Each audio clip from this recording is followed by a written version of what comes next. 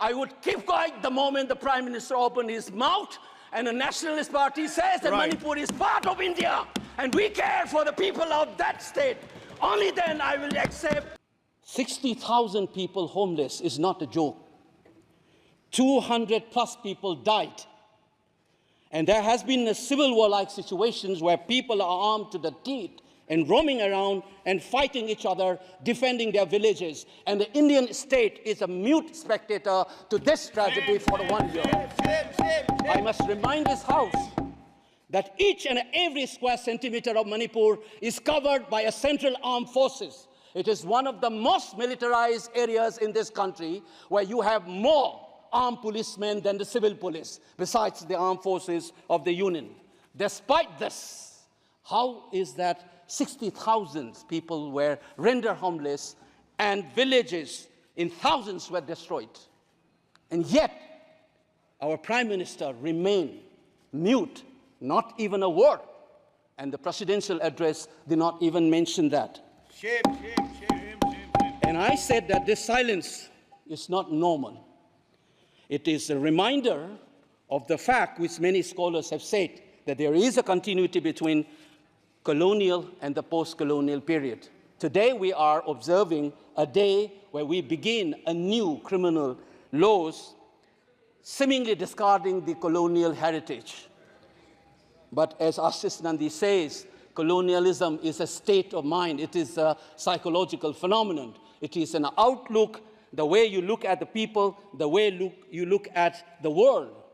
And the fact that this continuity is shown by neglecting the tragedy of a state, which is the 19th state of the Union, it is amazing to see that I get an opportunity as the midnight hour approaches to register this anguish and this hurt of the denial that this country has meted out to its own citizens in the state of Manipur.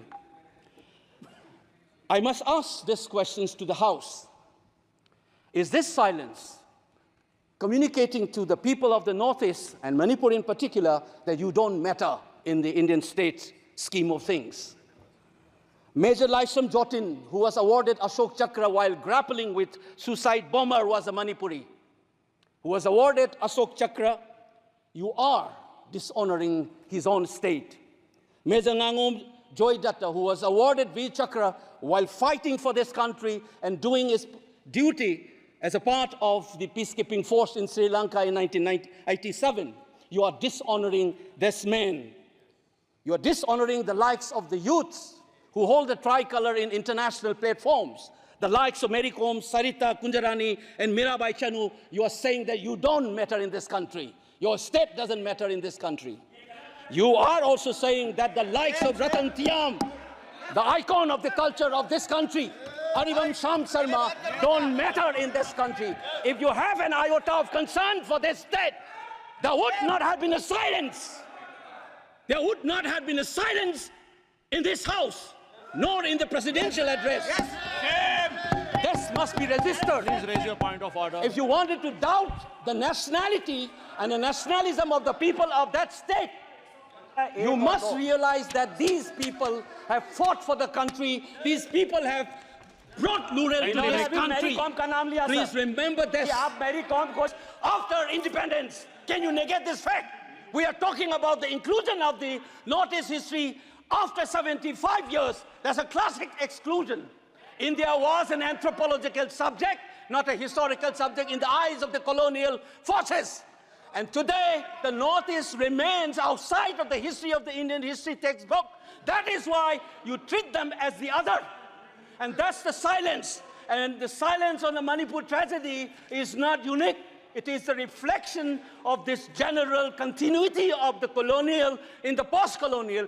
It is sad to see a nationalist party like the BJP will feel comfortable with this silence on the tragedy of Manipur. Keep your hands on your heart and think about the 60,000 people who are linguistic in relief camps. And those mothers, those widows, think of them. And then you talk about nationalism. The point is made. He made Only his point. then we will understand what this tragedy means.